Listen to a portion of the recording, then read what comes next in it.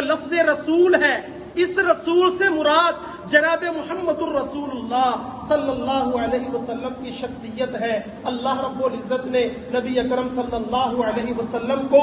مبعوث فرما دیا، لوگوں کے اوپر ایک احسان عظیم کر دیا، لوگوں کے اوپر اپنی نعمت کر دی کہ لوگ جہلیت کی زندگی گزار رہے تھے، لوگ غیر اللہ کی پوجا پاٹ کر رہے تھے، ایک دوسرے کی جانوں کے دشمن بنے ہوئے تھے۔ کوئی کسی کی جان کو کوئی خطرہ نہیں ہوگا جب محمد الرسول اللہ صلی اللہ علیہ وسلم اس دنیا کے اندر مبعوث ہوئے، لوگوں کو انسانیت کا تعارف کروایا، لوگوں کو اللہ رب العزت کی ذات کا تعارف کروایا، لوگوں کو ایک وحدہ لا شریک کے سامنے جبین نیاز جھکانے کا اللہ کے رسول صلی اللہ علیہ وسلم نے جب لوگوں کی تعلیم و تربیت کی، جناب ابراہیم علیہ السلام کی دعا اس طرح قبول